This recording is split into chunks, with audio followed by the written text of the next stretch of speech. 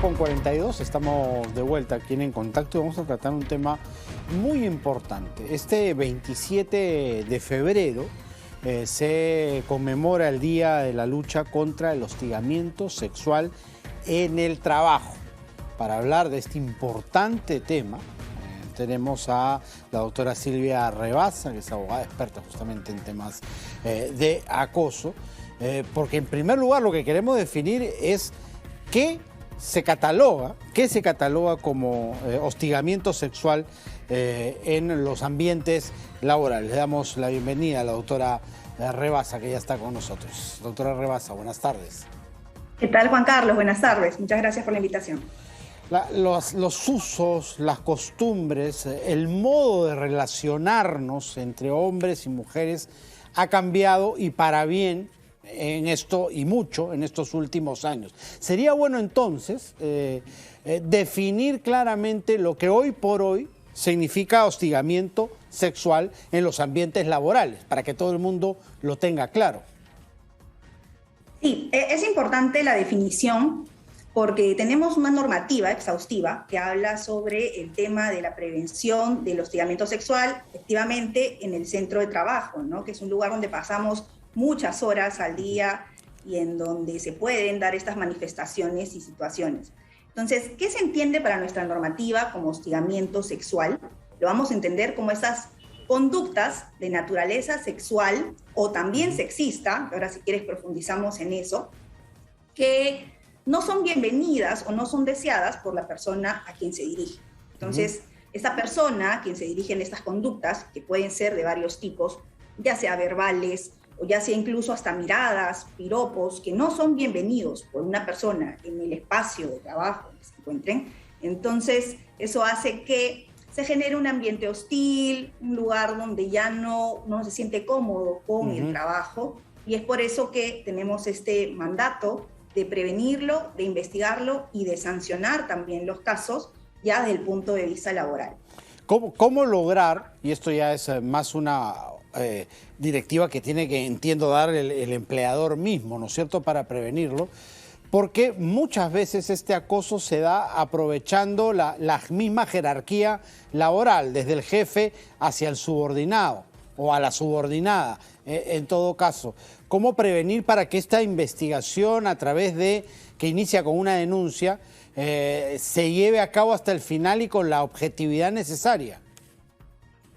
Efectivamente, lo importante acá, como lo has mencionado, es que si bien puede haber situaciones en las que hay un tema de jerarquía, que eso muchas veces hace que las potenciales víctimas tengan temor de denunciar, hoy en día el hostigamiento sexual lo comprendemos ya sea vertical, pero también en cuanto a compañeros de trabajo y otros.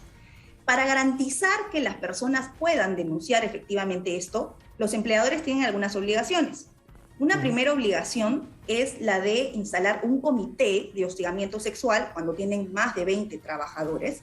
Y en este comité participan también trabajadores que son elegidos por sus compañeros de trabajo. Entonces, ¿qué garantizamos acá? La imparcialidad, como también bien mencionabas, ¿no? Que participan los propios trabajadores y trabajadoras y pueden llegar a investigar estos casos, que luego, por supuesto, es revisado por el área de recursos humanos, pero ya hay una participación activa del personal. Y este comité que te comento es doblemente paritario porque va a participar la misma cantidad de representantes del empleador y la misma cantidad de representantes de los trabajadores, y además también tiene que ser paritario en cuanto a género. La misma cantidad de hombres, la misma cantidad de mujeres. Entonces, de alguna manera garantizamos así también este temor que puede haber cuando de repente es un jefe o un superior jerárquico el que puede haber tenido este acto de hostigamiento. Además, las empresas y los empleadores en general también tienen la obligación de difundir los canales de atención, de qué cosa significa hostigamiento sexual, de manera que todos los trabajadores y trabajadoras sepan qué cosa es. Justamente esa era mi siguiente pregunta, ¿no? ¿Qué tanto se obliga al empleador a capacitar a los y las trabajadoras en cuanto a los límites que se marcan dentro de la empresa para no llegar a una situación que pueda ser catalogada como hostigamiento, ¿no? Sí, eso es súper importante porque el personal necesita saber cuándo está ante un caso de hostigamiento sexual y hasta dónde puede llegar, por este mismo temor del que conversábamos, ¿no? Entonces, por ejemplo, entre las obligaciones principales que tienen los empleadores se encuentra la de capacitar al personal, tiene que dar una capacitación general a todos con respecto a qué cosa es el hostigamiento sexual, cuáles son los canales de atención y otros temas similares. Y tiene también que capacitar a este comité que te comentaba, que tiene que ser conformado, porque como el comité va a investigar y va a ver estos casos, va a ser como una especie de juez que va a revisar toda la denuncia y las pruebas que se adjunten. Este comité tiene que estar capacitado anualmente, tiene que tener una capacitación constante para que podamos saber que ha llegado a un buen puerto su decisión. Ahora, la pregunta del millón es, ¿se ha hecho algún estudio de verdaderamente cuántas de las empresas cumplen con esta responsabilidad de tener montado este comité, tenerlo capacitado, sus trabajadores instruidos en el tema? Hay estudios, el Ministerio de Trabajo está haciendo una labor muy fuerte con este tema de prevención de hostigamiento sexual y de hecho SUNAFIL, que es la entidad que fiscaliza a las empresas, también está llevando esto a cabo y revisan. El tema es que muchas veces esto se queda en la información que se denuncia, ¿no? Es decir, cuando hay un caso, una denuncia, los empleadores tienen que dar aviso al Ministerio de Trabajo sobre esta denuncia que se dio, pero podemos perder a veces foco de casos de hostigamiento que están pasando y que no se denuncian. Por eso también es importante que las empresas puedan hacer actividades de diagnóstico internas para encontrar si hay situaciones que no están siendo denunciadas, pero que puedan suponer un acto de hostigamiento sexual que afecte finalmente el clima laboral inclusive, ¿no? Porque esto tiene un impacto a gran escala, psicológico, hasta en el rendimiento propio del trabajador. Entonces es un tema muy importante y que se debe abordar por todas las áreas. Claro, que puede llegar hasta que injustamente trunque su evolución en esa empresa porque al ser acosado y no atendido, puede incluso hasta optar por retirarse, ¿no? Injustamente. Exacto, eso es algo que sucede muchas veces, ¿no? Alguien que no sabe cómo hacer y tiene temor y ya no quiere seguir y renuncia, y también hay un escape de talento inclusive. Entonces, son muchos temas importantes los que se tienen que considerar aquí. ¿Y cómo estamos en el Perú respecto a la legislación y a la atención?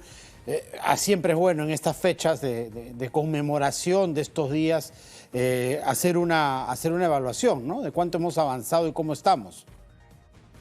En realidad, nuestras normativas son muy claras y muy duras en esto, ¿no? Ya están difundiéndolo cada vez más, con un enfoque, como decíamos, en donde ya no es solo hasta lo sexual, que bueno, todos nos podemos imaginar el tipo de gestos o de situaciones que involucran un hostigamiento sexual, pero ya también incluso desarrollado a situaciones, actitudes sexistas, ¿no? En donde yo tengo algún tipo de comentario en el que desdeño el trabajo, por ejemplo, de una compañera de trabajo diciendo que esta no es una actividad que realiza una mujer.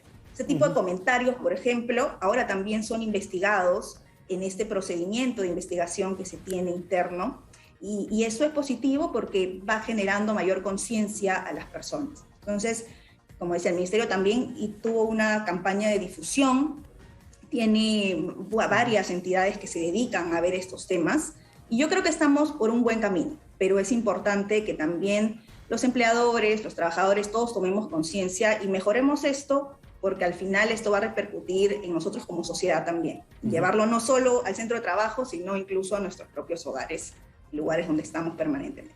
Perfecto, doctora Rebaza. Muchísimas gracias por haber estado hoy con nosotros. No, gracias a ti, Juan Carlos. Muchísimas gracias. Rebaza ha estado con nosotros en el marco, nos acercamos al 27 de febrero, el Día de la Lucha contra el Hostigamiento Sexual en el Trabajo.